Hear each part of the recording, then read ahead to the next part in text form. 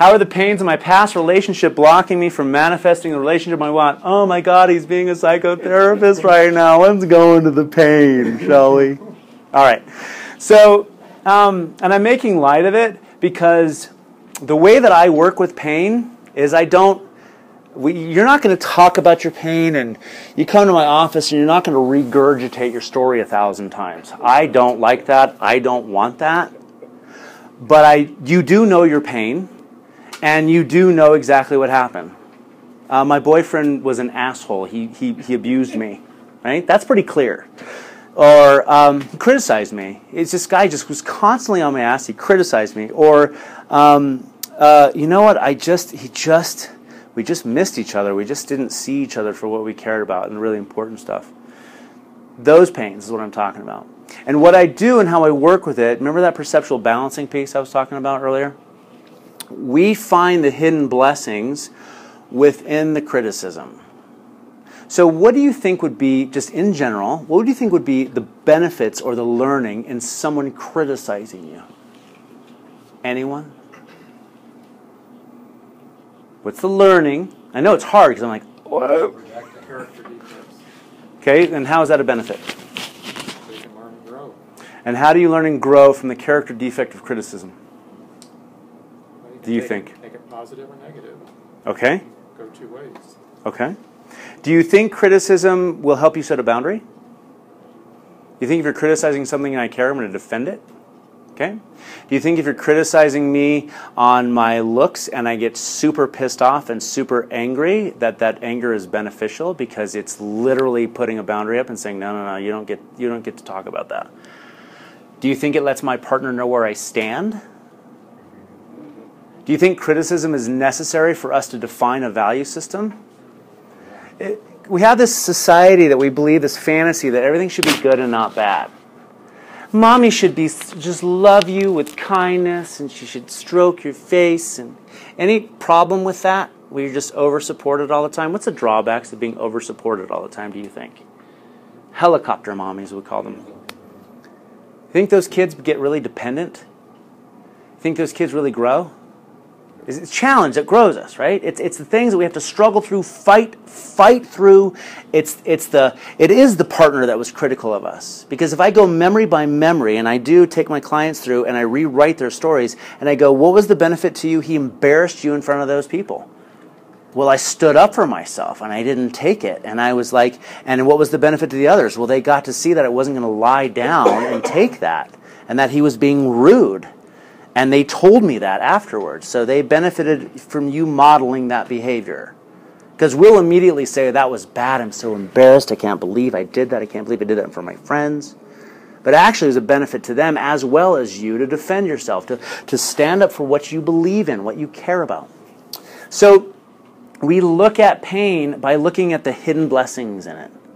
And we look at the hidden blessings by asking the question, all right, I'm asking this exercise. Go to a memory in which your partner was criticizing, or whatever the trait is, critical.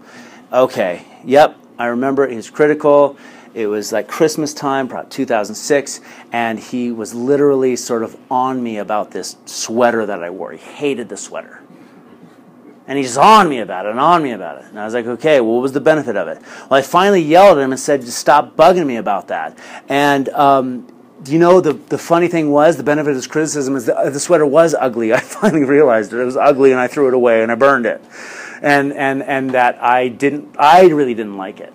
So it really wasn't as critical as I thought it was. I was taking it more personally than I actually really was. So I want you to go, and the exercise of this, I want you to list in the past relationships, where was the pain in the relationship? Because if we don't examine where we have pain, we're going to keep repeating the same pattern.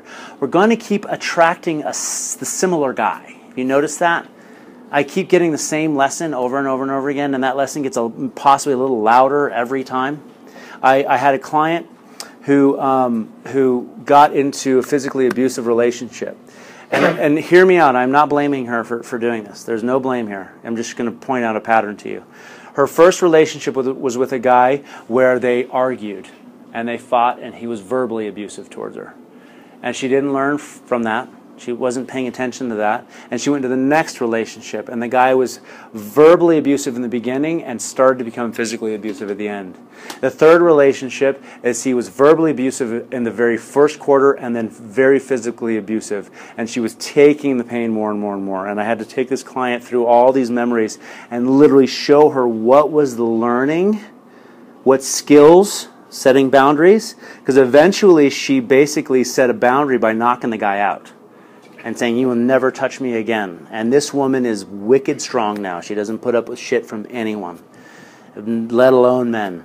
And she now has manifested a relationship where the guy values her and cares about her and is gentle with her. She finally kind of got it and manifested that.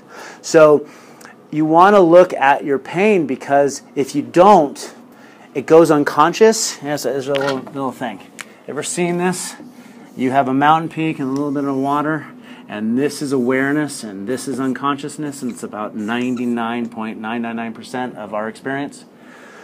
If we don't make it aware, it repatterns. That's why it's really important. This is a very important exercise. If you're willing to do it and willing to go into it, you will have massive learning. You will have insight. You will trip yourself out by asking, what are the benefits that he was... Give me another negative trait, someone. Someone did something to you that was just... What's something negative someone did something to you? Physically abusive. Physically abusive. You go into a memory, physically abusive. What did I do or not do that was a benefit to me? I know one guy let the guy beat him because he knew if he reacted, and he didn't pay attention to this before, he said, you know, if I would have fought him, he would have beat the shit out of me. He goes, so I kind of curled up in a ball, and I kind of went limp. And he literally only hit me so much. He goes, but now that I think about it, if I would have fought him, he would have beat the hell out of me. So I protected myself in the way of not doing something, so he didn't fight back. Other people, if they fight back, what did that teach you? That teach you to set a boundary? Did it teach you to defend yourself? What did it feel like when you defended yourself? Did it make you feel more capable of defending yourself in the future? Stuff like that. So you can learn a lot from this lesson. So again, I'm rah-rah-rahing this, but it's not so painful to look at the hidden blessings in pain. It's not really that painful. It's actually kind of cool. It's insight driven. Let me see if there's anything in there so I want to teach you. Once you have truly learned from this person in the pain, it will let you go. Feedback's in your life, right? I keep attracting this guy. This guy, you know, I keep getting the same guy. Well, that guy is representative feedback in your life. We have feedback in our life because it's trying to teach us something. Oh, God, there's that lady. I can't stand her. And what do I want to do? I want to turn. I want to go away. But she's so in my world that I have to see her every day. So wouldn't it be best to face her and learn from her so that I can learn from the pattern so that I can let go of my reaction around her? And maybe have a different experience if I have to be with this woman every day. I had a client that has to see this one lady that drives her up a wall. Like unlike any person in my world, Will, you don't understand, right? So this person's like, this woman is occupying a lot of time and space in my client's mind when she goes to work. She's like, oh, God, I hope I don't see Nancy. Nancy, Nancy, Nancy, Nancy, Nancy. It's screaming in her brain. If I look at the benefits of Nancy, and we did, lo and behold, the next time she saw Nancy, she didn't have a reaction. She was like, hey, Nancy, how are you? And did Nancy be annoying? Well, strange enough, no. So patterns will repeat themselves, feedback, until we turn to them and say, okay, how are you my teacher? What are you trying to teach me here? Because you've been in my life for 40 frickin' years. I might as well... my dad, I had this crazy story around my dad until I turned and did a much more complete process than this. It's the perceptual balancing, but it's a much more complete process. I did this whole process of my dad, and I finally was able to let go of a story that I was beating myself up with for 40 years.